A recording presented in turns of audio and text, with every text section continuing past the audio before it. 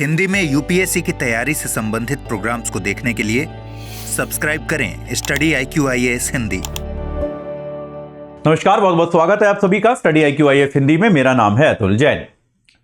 पिछले दिनों फेसबुक के यानी कि अब जो कंपनी मेटा है, जिसकी पेरेंट कंपनी मेटा मानी जाती है, मेटा के नाम से जानी जाती है, मेटा के फाउंडर, मेटा के जो संस्थापक हैं 40 वर्षीय मार्क जकरबर्ग, उन्होंने पिछले दिनों एक ऐसी बात कही, एक ऐसा वक्तव्य दिया, एक ऐसा बयान दिया जिसको लेकर भारत की संसद की एक व्यवस्था, भारत की संसद की एक समिति जो है उनसे भड़क गई है और उनसे नाराज हो गई है। तो हुआ क्या कि मार्क जकरबर्ग जो है वो एक किसी गोष्ठी में एक बात कर रहे थे, चर्चा कर रहे थे, और वो कोविड के राजनीतिक प्रभावों के बारे में बात कर रहे थे। ये बात करते करते उन्होंने कहा कि कोविड के बाद जहां कहीं भी चुनाव हुए वहां पर आप देखेंगे कि सरकार हार गई। उन्होंने एग्जाम्पल दिया, और ऐसे में उन्होंने एग्जाम्पल दिया भारत का। उन्होंने कहा कि कोविड के बाद आप देखिए भारत में जो चुनाव हुए उन चुनावों में सरकार हार गई। ये बात कहकर वो अपनी बात को पॉइंट आउट करने लगे कि भाई कोविड के और भी तरह के प्रभाव थे, लोगों को पैसे की कमी हो गई, मुद्रास्फीति बढ़ गई, वगैरह वगैरह और चीजों पर वो बात करने लगे। तो अब जबकि भारत में चुनावों का परिणाम इससे अलग रहा था, तो भारत सरकार के जो हमारे रेल मंत्री हैं अश्विनी वैष्णव, उन्होंने इसका अपवाद लिया, एक्सेप्शन लिया, और उन्होंने एक्स पर इसका रिप्लाई किया। तो अब उसके बाद जो है भारत की संसद की प्रणाली में संसदीय समितियां होती हैं। तो एक संसदीय समिति ने यह कहा है कि वो मेटा को अब समन करेगी, उनको संसद के सामने अपने CEO के इस वक्तव्य का स्पष्टीकरण देना पड़ेगा, और अगर ये कोई स्पष्टीकरण नहीं दे पाए तो उन्हें संसद से माफी मांगनी पड़ेगी। ये पूरा मामला क्या है, ये कौन सी समिति है, क्या नियम है, इसके बारे में हम लोग जल्दी से चर्चा करेंगे, और क्या ये सब करने की जरूरत है इस पर भी हम लोग बात करेंगे। लेकिन उसके पहले आपको बता दूं कि भाई अगर आप यूपीएससी के लिए किताबें खरीदने की सोच रहे हैं तो आप हमारा 18 किताबों का सेट खरीद सकते हैं AJ लाइव कोड लगाकर, जो आपको अभी 4299 में मिल जाएगा। 18 किताबें हैं, सारी हिंदी में हैं, सब कुछ कवर हो जाएगा, पूरा सिलेबस आपका। तो आप आज ही इससे जुड़ सकते हैं। इस वीडियो के डिस्क्रिप्शन बॉक्स में जो लिंक होगा उसके जरिए आप हमारी वेबसाइट या ऐप पर जाकर इसको ले सकते हैं। ऐसे ही अगर आप NCERT किताबें पढ़ने की सोच रहे हैं तो भाई NCERT किताबों के लिए 5 किताबों का सेट है। आपको अक्सर ये समझ में नहीं आता NCERT में क्या पढ़ें, क्या छोड़ें, क्या जो है हम चर्चा करें और क्या ना करें। तो ऐसे में 5 किताबों का सेट जो है उसको आप ले सकते हैं AJ लाइव कोड लगा के, मात्र 1199 रुपए में आपकी सारी NCERT की तैयारी इससे हो जाएगी। चलिए साहब, अब एक बार जल्दी से हम लोग समझने का प्रयास करते हैं कि ये पूरी प्रक्रिया जो है ये क्या है, इसमें जो है क्या बात कही है, भारत की संसद में हुआ क्या। तो जैसा कि तो भारत में क्या हुआ, आपकी, हाँ जी, तो जैसा कि मैंने आपको बताया, मार्क जकरबर्ग जो है उन्होंने ये बयान दिया कि उन्होंने बेसिकली ये कहा कि कोविड के बाद 2024 उन्होंने नहीं कहा, उन्होंने कहा कि कोविड के बाद सारी सरकारें जो हैं वो चुनाव हारी हैं। कोविड के बाद आप देखेंगे कि सरकारें बदली हैं, और इसमें उन्होंने भारत का उदाहरण दे दिया, जो कि निश्चित तौर पर एक गलत उदाहरण है। कि भारत में जैसे आप देख सकते हैं कि भाई 2024 में हमारे यहां चुनाव हुआ, तो उसमें आप ये तो कह सकते हैं कि एनडीए की सरकार की सीटें कम हुई, ये बात सही है। भारतीय जनता पार्टी को अपने आप स्पष्ट बहुमत नहीं मिला, एनडीए को बहुमत मिला, लेकिन भारत में सरकार पराजित हो गई ये नहीं कहा जा सकता। सरकार जो है भारत में जीती, इसमें कोई संदेह नहीं है कि भारत सरकार जो है उसकी विजय हुई इस चुनाव में, और माफ कीजिएगा, नरेंद्र मोदी साहब जो है वो तीसरी बार प्रधानमंत्री बने, ये बात हम सब लोग जानते हैं। तो ऐसे में क्या हुआ है, उनका यह वक्तव्य जो है इसको आलोचना का शिकार बनना पड़ा।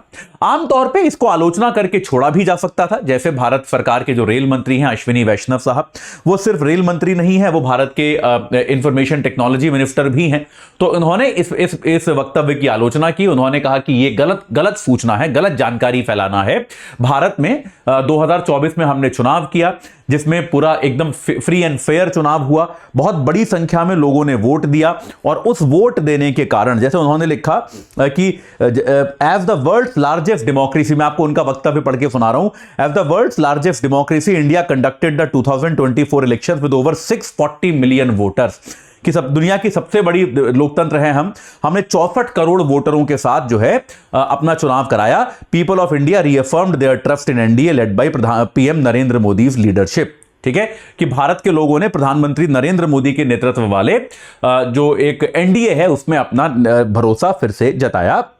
और mister Zuckerberg claim that most incumbent government including India in 2024 election lost post covid is factually incorrect. कि जकरबर्ग का यह बयान कि सारी सरकारें भारत समेत चुनावें हार गई, ये गलत है। तो यह वक्तव्य उन्होंने दिया, यह बयान उन्होंने दिया, तो इसकी आलोचना जो है एक तरह से सरकार ने करी। लेकिन अब क्या हुआ है कि भारत में संचार और सूचना प्रौद्योगिकी की जो संसदीय स्थायी समिति होती है, तो देखिए भारत की संसद में बहुत सारे मंत्रालयों और विभागों की स्थायी समिति बनाई जाती है। संसदीय स्थायी समिति कौन से विभाग की? संचार व आईटी, संचार व सूचना प्रौद्योगिकी की जो आपकी स्थायी समिति है, इस समिति ने क्या किया है? इस समिति के चेयरमैन जो हैं आपके निशिकांत दुबे, जो कि भारतीय जनता पार्टी के सांसद हैं, निशिकांत दुबे इसके अध्यक्ष हैं। उन्होंने आज ये कहा कि भाई संसदीय स्थायी समिति जो है वो मार्क जकरबर्ग के इस बयान का अपवाद ले रही है, इस बयान को नोट किया है, और हमारी समिति जो है वो मार्क जकरबर्ग को तो नहीं, खैर, लेकिन मेटा को, उनकी कंपनी को समन करेगी कि कंपनी को आकर समिति के आगे स्पष्टीकरण देना पड़ेगा कि आपके अध्यक्ष जो हैं, आपके जो सीईओ हैं, वो इस प्रकार से गलत सूचनाएं क्यों फैला रहे हैं। तो ये जो एक वक्तव्य जकरबर्ग ने दिया, इसको समिति एक आपराधिक काम मान रही है, एक गलत काम मान रही है, इरादतन किया गया गलत काम मान रही है, और कहा कि उनको जो है आकर स्पष्टीकरण देना पड़ेगा इस समिति के आगे कि ऐसा क्यों किया गया, और अगर ऐसा वो करते हैं और अगर उनकी बात गलत पाई गई तो उनको इसके लिए माफी मांगनी पड़ेगी। अब ये स्थायी समिति जो होती है, इसमें देखिए 31 सदस्य होते हैं। भारत की संसद में जैसा कि हम जानते हैं बहुत सारे सभी विभागों के लिए एक ना एक स्थायी समिति होती है। 31 सदस्य होते हैं, 21 जो होते हैं वो लोकसभा से होते हैं और 10 जो होते हैं वो राज्यसभा से होते हैं। और ये वाली समिति जो है ये 3 मंत्रालयों की देखरेख करती है। 3 अलग अलग मंत्रालय है जिनकी देखरेख ये करती है, उनसे जुड़ी फाइलें, उनसे जुड़े मामले जो हैं वो इसमें चर्चा के तहत आते हैं। तो एक तो आपका संचार मंत्रालय हो गया, मिनिस्ट्री ऑफ कम्युनिकेशन, एक आपका संचार मंत्रालय हो गया। दूसरा आपका मीटी, ministry of electronics and information technology, electronics व आईटी मंत्रालय हो गया, जिसको मीटी कहा जाता है, इलेक्ट्रॉनिक्स व आईटी मंत्रालय आपका हो गया। और इसके अलावा आपका अगला कौन सा है? सूचना एवं प्रसारण मंत्रालय। तो इन 3 मंत्रालयों की देखरेख जो है वो ये एक स्थायी समिति करती है। तो अब ये समिति जो है मेटा को सम्मन करेगी। याद रखिएगा ये समितियां जो हैं लोगों को बुला सकती हैं, लोगों से स्पष्टीकरण मांग सकती हैं। तो अपनी शक्ति का प्रयोग करते हुए अब ये मेटा को समन करेंगी और मेटा जो है उसको आके अपने आप को एक्सप्लेन करना पड़ेगा कि उन्होंने ऐसा क्यों किया।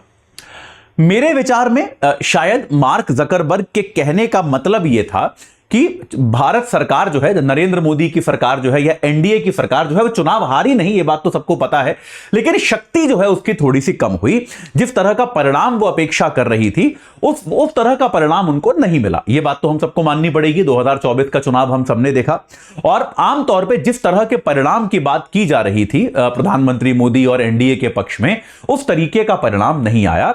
शायद मार्क जकरबर्ग ने जल्दी में अपने शब्दों का चयन सही नहीं किया। वो शायद यह कहना चाहते थे कि सरकार उतनी शक्तिशाली बनकर नहीं आई जितनी अपेक्षित थी। इसको उन्होंने सरकार हार गई कह के संबोधित किया। पर मेरे विचार में इसको आपराधिक मानना या इसको मिस इंफॉर्मेशन फैलाने जैसी बात मानना ये कोई एक सही तरीका नहीं है। ये बहुत ज्यादा ओवर रिएक्शन जैसा मेरे को प्रतीत हो रहा है। देखिए, गलत और भ्रामक सूचना जो होती है बेटा, उसका औचित्य तब होता है जब फैक्ट संदेह में हो, है ना। देखिए क्या होता है कि जैसे कोई चीज है वो सत्य है या असत्य है, अगर इसको लेकर मेरे दिमाग में संशय है और ऐसे में आप मुझे भ्रामक सूचना देते रहो, नहीं ये सच है, ये सच है, ये सच है, तो ये गलत सूचना फैलाना हुआ। लेकिन एनडीए की जीत जो है वो पब्लिक डोमेन में है। मतलब इसको लेके कोई दो राय है क्या कि एनडीए ने 2024 का चुनाव जीता, एनडीए की का प्रधानमंत्री बना, नरेंद्र मोदी साहब प्रधानमंत्री बने, इसको लेके कोई दो राय नहीं है। तो जो चीज इतनी ओपन है, सार्वजनिक है, पब्लिक डोमेन में है, उसको लेके भ्रामक सूचना फैलाने का आरोप लगाना थोड़ा सा मुझे ओवर रिएक्शन जैसा प्रतीत होता है। कि सरकार जो है, खासतौर पर संसदीय स्थायी समिति, देखिए मंत्रियों ने इसकी आलोचना कर दी, वहां तक ठीक था। अब आगे जो है इस पर संसदीय स्थायी समिति को इन्वॉल्व होना मुझे थोड़ा सा स्थायी समिति का समय का वेस्टेज लग रहा है। संसदीय स्थायी समिति के सामने भारत का डिजिटल ड्राफ्ट बिल आ रहा है अभी, इतने सारे नए नए काम हैं जिन पर स्थायी समिति को काम करना चाहिए, मंथन करना चाहिए, विचार करना चाहिए। ऐसे में वो ज़करबर्ग के एक बयान पर अगर चर्चा कर रही है तो मेरे विचार में ये उसके समय का सबसे अच्छा उपयोग नहीं है। ठीक है, आप इस बारे में क्या सोचते हैं, आप एक बार कमेंट सेक्शन में मेरे को जरूर बताइएगा। चलिए साहब, तो अभी के लिए इतना ही। आपको एक बार फिर से बता दूं, अगर आप एनसीईआरटी पढ़ना चाहते हैं तो हमारी 5 किताबों का सेट है। एजे लाइव कोड लगा के ले सकते हो 1199 में। एनसीईआरटी में क्या पढ़ना है क्या नहीं पढ़ना सब इससे समझ में आ जाएगा। और ऐसे ही अगर आपको भाई यूपीएससी की सारी किताबें खरीदनी है तो 18 किताबों का सेट है हमारा स्टडी IQ IAS हिंदी का। हिंदी भाषा में किताबें हैं। एजे लाइव कोड लगाओगे 4299 रुपए की किताबें आपके घर पे कुरियर के माध्यम से पहुंच जाएंगी। कोई और किताब आपको नहीं खरीदनी पड़ेगी। ठीक है, तो आज ही एजे लाइव कोड लगाकर इन किताबों को खरीदिए और अपनी तैयारी को एक सही आकार प्रदान कीजिए। इस चर्चा से जुड़ने के लिए आप सभी का बहुत बहुत धन्यवाद।